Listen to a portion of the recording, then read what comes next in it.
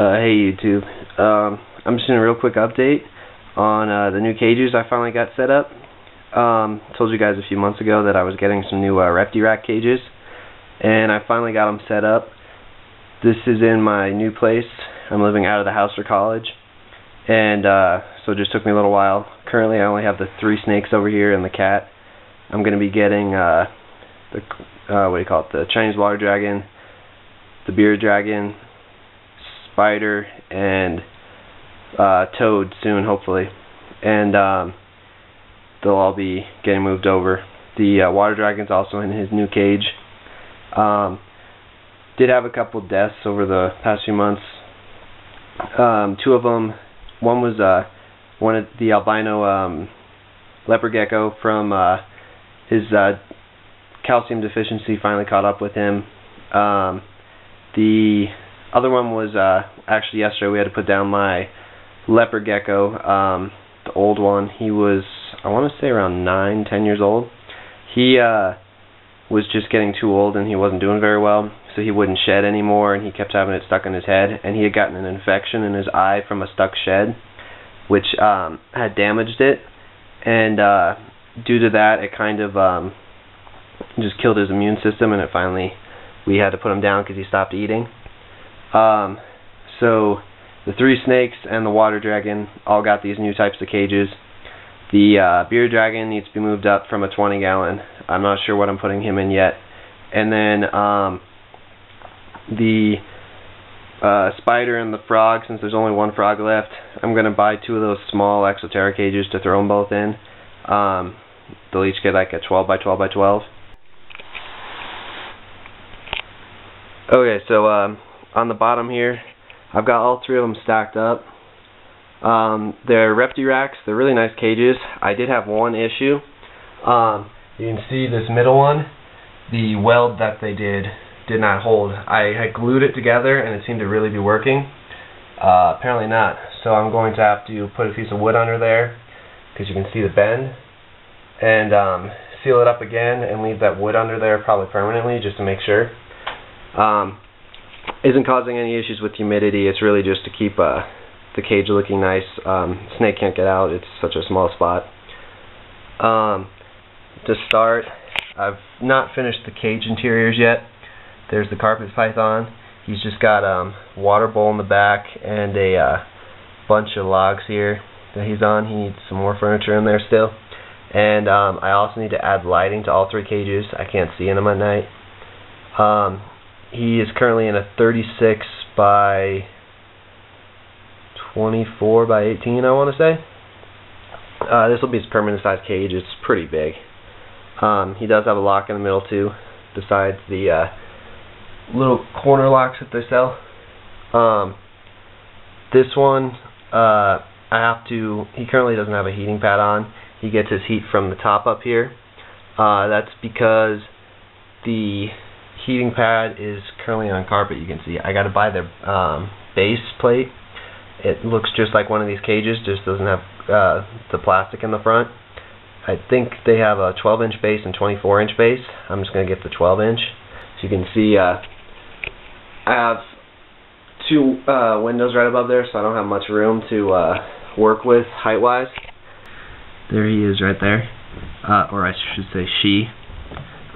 Really big girl. She's 5 feet, if not 6 feet. I haven't measured her in a few months. When I picked her up last year, she was 5 feet, but I think she's grown quite a bit since then. She had just shed too, so she has a really nice coloring right now. Okay, this one is a 2 foot by 18 by 18 cage. This one, same brand, real nice cages. Both of them have heat panel tapes underneath them. This one, because I don't have a thermostat, I run them for a little while and then turn it off just to get the humidity up and get them some heat. It's really hot in this room. It doesn't usually get below 70, so I don't even need a heat pad right now. But it is supposed to snow this weekend, so might need to turn it on. So if you don't get the lock, it does come with a little handle right here, which is convenient. Okay, on the inside, those are the two vents I was talking about. In this cage I've got his water back there. I do need to move it to this side though, because I found out I forgot I put the heating pad on that side. But just got a couple logs and some plants.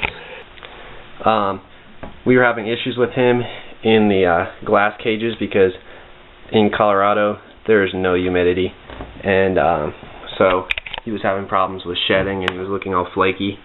Once I put him in here, he does a lot better.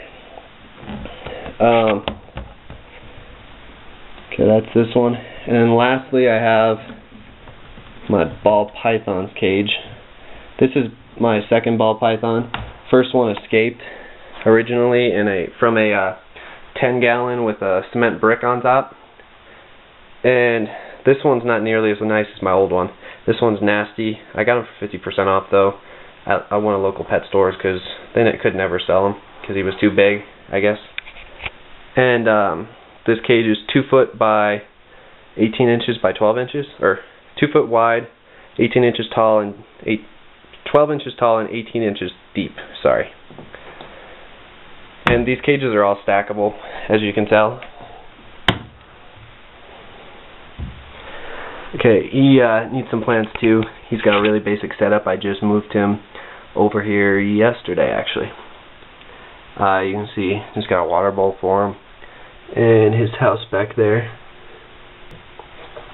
But house is all wet from the humidity. There's no heating pads on in here, and it's still getting all moist. The ground is pretty much dry, but the anything that has rocks or the walls is all damp, which is good. The only other issue I had with these cages was you can kind of see calcium buildup on the bolts. Other than that, they're really good cages. Definitely going to get more. The one thing though I'd recommend, I wouldn't recommend them for any sort of desert animal, at least from my experience, just because they hold the humidity so well that I'd be afraid I couldn't get it dry enough in the cage if I kept them in a room full of moist cages. For the bearded dragon, I'm going to keep him with either Exoterra or normal aquariums, just because these things hold humidity way too well. I do have a large one. I forget if I told you guys the size, but it's 5 feet tall, 2 feet deep, and 4 feet wide. 4 feet wide for the water dragon. And once he gets moved over here, I'll do a video of him. But for now, this is all I have set up, which is some random plant I don't have room for right now. And the Exoterras will go on top. Right now they're 2 10-gallons, and I mean I can fit the 2 10-gallons up here, but they would fit going that way horizontally instead of going front to back instead of side to side, so it just wouldn't look too good. Other than that, I still have my fish tank, and we still have the ferret, but he's not coming with me because it's my sister's. And I am building another fish tank with a couple angelfish in the kitchen downstairs. When I get that completed, probably next month, I'll show you guys it.